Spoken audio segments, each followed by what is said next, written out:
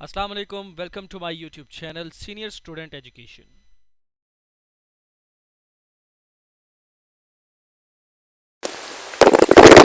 Students quadratic के questions को solve करने के तीन तरीके होते हैं। सबसे पहले है फैक्टराइजेशन, सेकंड है कंप्लीटिंग स्क्वायर और थर्ड है क्वाड्रेटिक फार्मूला।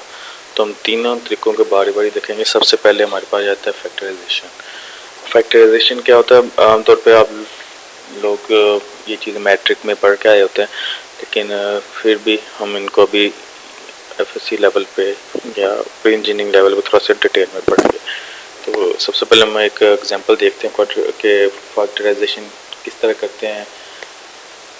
तो हमारे पास एक क्वेश्चन है,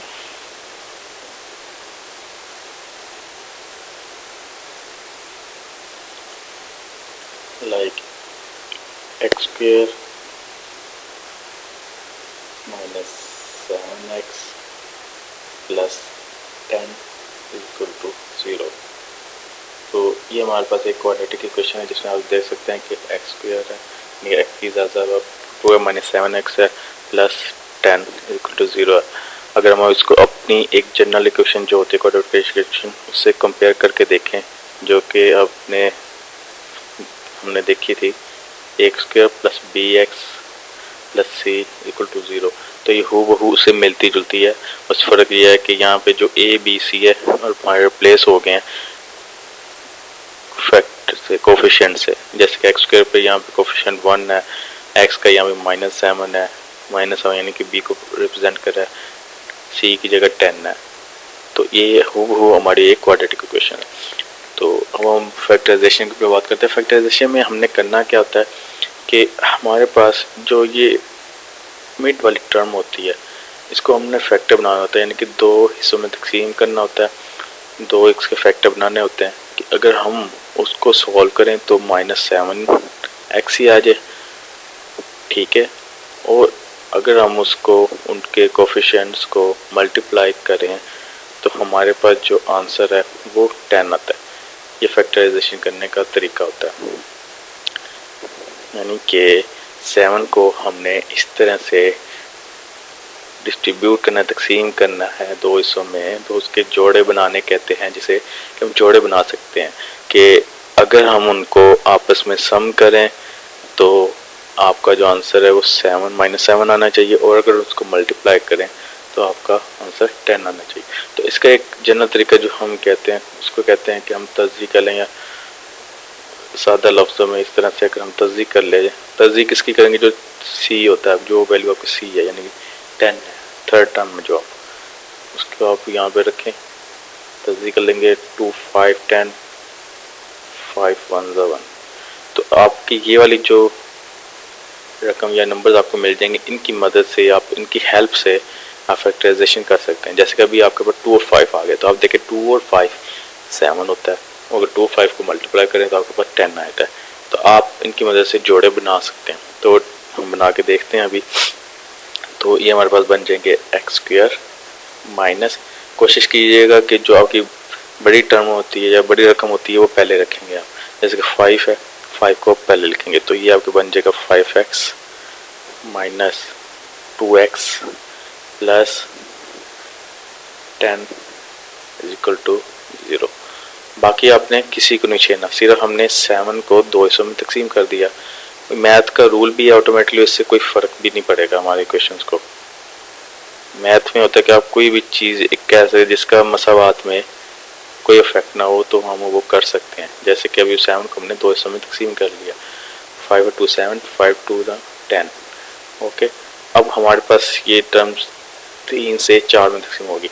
अब हमने इससे अगला स्टेप क्या होगा? अगला स्टेप होगा कि हमने दो हिस्से बना के इन दोनों चीज़ों में देखना है कॉमन क्या है, यानी कि दो टर्म्स लेके उनमें से आपस में देखना है कि कॉमन क्या चीज़ निकले, वो चीज़ हम कॉमन निकालेंगे, वो बाकी देखते हैं रिमेनिंग जो होगा हम उसको वैसे के वैसे लिख देंगे। जैसे कि अभी एक्स स्क्वायर माइनस 5x में से x कॉमन आ रहा है, क्यों? यहाँ पे x की पावर 2 है, यहाँ पे सिंगल है, तो हमें एक x कॉमन आ गया हमारे पास, ठीक है, एक हमारे पास x रह गया, ठीक है, माइनस वैसे के वैसे आ जाएगा, x एक कॉमन बाहर निकल गया तो यहाँ पे एक सिर्फ 5 रह गया, ठीक है। अब नेक्स्ट है ये माइनस वैसे का वैसे ही आ गया, तो यहाँ पे x है, इधर x नहीं है तो x कॉमन नहीं निकल सकता, लेकिन 2 है, इधर 10 है, तो दोनों में से कॉमन 2 आ सकता है। क्यों? 2 2 पे भी डिवाइड होता है और 10 भी 2 पे डिवाइड हो सकता है, तो 2 हमारा यहाँ पे कॉमन आ गया। अदरवाइज आप कॉमन नहीं, आपको समझ आ रहा है तो आप यहाँ से भी देख सकते हैं कि 10 है, ये 1 का भी फैक्टर होता है, 2 का भी होता है, 5 का भी होता है, ठीक है, और इसी तरह 2 है वो 1 और 2 होता है, तो 2 हमारा यहाँ जो है मल्टीप्लाई कर रहा होता है दोनों को, तो आप ये कॉमन ले सकते हो। 1 भी आ सकता है, लेकिन हम ज़्यादा से ज़्यादा नंबर देखते हैं जो कि दोनों को तकसीम करता हो, तो इस टाइम हमारा 2 है, तो 2 हमने कॉमन ले लिया, तो यहाँ पे जस्ट x बच गया, ठीक है। आगे हमारे पास प्लस का साइन आ रहा है, चूँकि यहाँ पे माइनस का साइन है, तो वो क्या करेगा, ब्रैकेट के अंदर वाले इस साइन को चेंज कर देगा माइनस में, तो ये 10 है, 10 2 पे डिवाइड होगा तो ये हमारे पास 5 आ जाएगा इक्वल टू 0।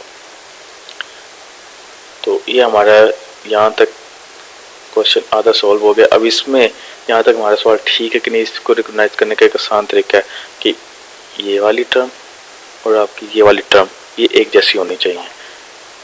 अगर तो ये दोनों साइडें आपकी यानी कि दोनों टर्म्स आपकी एक जैसी हैं, तो यानी कि आप यहाँ तक क्वेश्चन सही कर रहे हैं, ठीक है। अब इससे नेक्स्ट स्टेप क्या होगा, अब हम इस पूरी क्वेश्चन में देखें, ये टर्म भी x माइनस 5 है, ये भी x माइनस 5 है, तो ऑटोमेटिकली ये जैसी टर्म्स हैं वो एक जैसी चीज़ें क्या होती हैं, कॉमन निकल आती हैं। तो हम x माइनस 5 को कॉमन ले लेते हैं, x माइनस 5 को हमने बाहर निकाल लिया, ठीक हो गया। अब हमारे पास यहाँ से x माइनस 5 जब कॉमन लिया तो हमारे पास बच गया x, और इस वाली टर्म में से जब x माइनस 5 दिया तो माइनस 2 बच गया इक्वल टू 0, ठीक हो गया।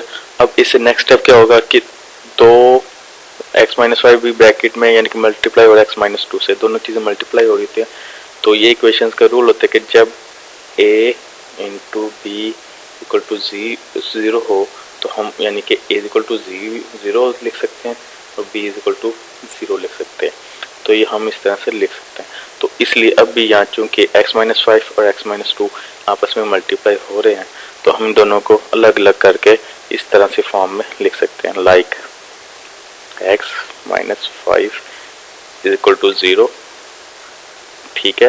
दरम्यान में एक छोटी सी लाइन लगा देंगे हम, और x minus 2 is equal to 0, तो हम इस तरह से लिख देंगे। अब हमें यहाँ पे हमने इस क्वेश्चन को सॉल्व करने का मतलब ये है कि आपने x की वैल्यूज निकालनी होती है। क्वाड्रेटिक इक्वेशंस को सॉल्व करने का मतलब ये है कि जो यहाँ पे वेरिएबल्स इन्वॉल्व हो रहे हैं, यानी कि x इन्वॉल्व हो रहा है अभी यहाँ पे, तो हमने x की वैल्यूज निकालनी है। तो अभी हम यहाँ पे पहले हम x माइनस 5 लेफ्ट साइड जो है इसको सॉल्व कर लेते हैं और x की वैल्यू निकाल लेते हैं। x माइनस 5 है, तो आपको पता है कि इक्वेशंस का रूल है, एक चीज़ अगर एक साइड पे प्लस या माइनस हो होती है तो इक्वलिटी की दूसरी तरफ जाके वो अपना साइन चेंज करती है, यानी कि 0 प्लस 5 हो जाता है, तो x इज इक्वल टू 5 आ जाता है, ठीक। इसी तरह हम दूसरी तरफ अगर देखेंगे तो यहाँ पे -2 है, तो ये -2 उस साइड पे जाके इक्वलिटी के 0 प्लस 2 हो जाता है, तो यानी कि हमारे पास x की वैल्यू 2 आ गई।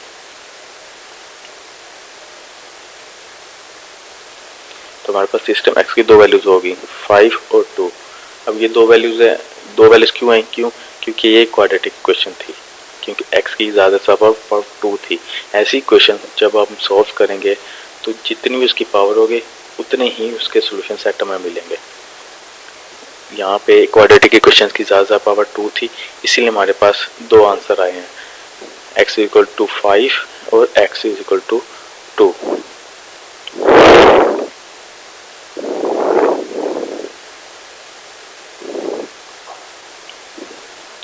तो x इक्वल टू 5 और 2 सोल्यूशन सेट को हम आखिर में इस तरह से लिख सकते हैं, आंसर जो लिखना होता है वो इस तरह से, solution set is equal to bracket लगा के, ब्रेसेस जिसे कहते हैं, दरमियानी ब्रैकेट भी कहते हैं, 5, 2 लिख के इस तरह से लिख देंगे, तो ये हमारा आंसर आ गया, सोल्यूशन सेट हो गया।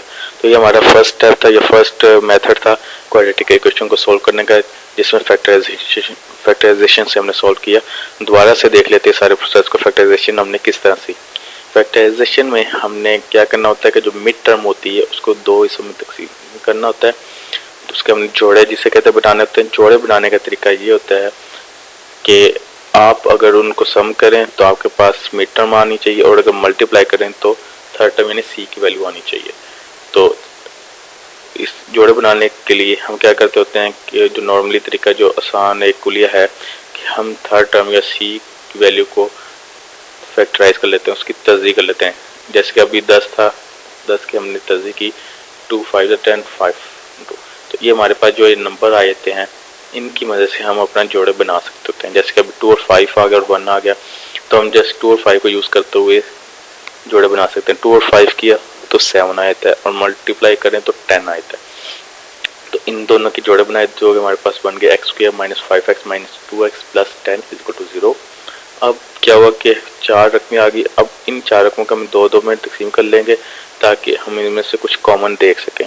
अब हमने पहली दो रकमें एक्स स्क्वायर माइनस 5x में से x कॉमन आ गया तो वो अंदर आ जाता है x माइनस 5, और माइनस फार्मूले का वैसे के वैसे आएगा, और दूसरी टर्म में से 2x प्लस 10 में से 2 कॉमन आ गया तो x माइनस 5 इक्वल टू 0 रह गया। अब पूरी रकम में से x माइनस 5 कॉमन आया तो वो हमने बाहर निकाल लिया, बाकी हमारे पास x माइनस 2 रह गया इक्वल टू 0। अब इन दोनों रकमों को हमने अलग अलग 0 लिख दिया, क्यों? क्योंकि इक्वलिटी को सॉल्व करते हुए, इक्वेशन को सॉल्व करते हुए अगर एक रूल होता है कि अगर a multiply by equal to 0 हो लाइक दिस, ठीक है, तो हम उस चीज़ को अलग अलग a equal to 0 and b equal to 0 लिख सकते हैं, बशर्ते कि वो दोनों आपस में मल्टीप्लाई इक्वल टू 0। इसी तरह अभी भी यहाँ पे x माइनस 5 और x माइनस 2 बस में मल्टीप्लाई इक्वल टू 0 है, इसलिए हमने उनको अलग अलग लिख लिया। x minus 5 is equal to 0 and x minus 2 is equal to 0। अब हम इन दोनों को अलग अलग सॉल्व कर लेंगे। माइनस 5 उधर जाके प्लस हो गया तो x की वैल्यू 5 आ गई, और इधर माइनस 2 था, माइनस 2 उधर जाके प्लस हो गया तो x की वैल्यू हमारे पास 2 आ गई। तो इस तरह हमारे पास जो फाइनल सोल्यूशन सेट है वो 5 और 2 आ गया। अब हम नेक्स्ट जो एक तरीका इसका देखेंगे कि हमने कंप्लीट स्क्वायर करके देखेंगे कि कंप्लीट स्क्वायर से हमारा क्या तरीका होता है, उसका क्या इफेक्ट आता है। Thank you for watching. अगर अभी तक चैनल को सब्सक्राइब नहीं किया तो सब्सक्राइब कर लीजिए, और इसी तरह के मज़ीद वीडियोस से अपडेट रहने के लिए बेल आइकन को दबाना मत भूलिएगा। आज के लिए इतना ही। अपना बहुत ख्याल रखिएगा। मिलते हैं अगली वीडियो में। तब तक के लिए अल्लाह हाफिज़।